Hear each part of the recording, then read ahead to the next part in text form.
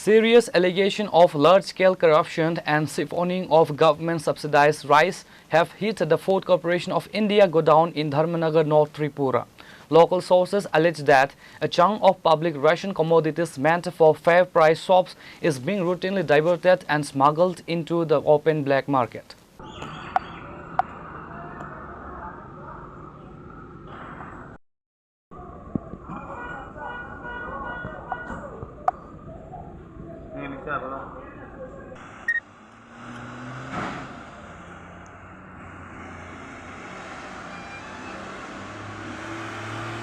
Sources claim that a highly active broker syndicate operates inside the facility. They target bags stolen during transit, gather the spilled rice from the wagon floors, pack them into separate bags, and illegally smuggle them out for open market retail sales while returning empty bags to the official inventory.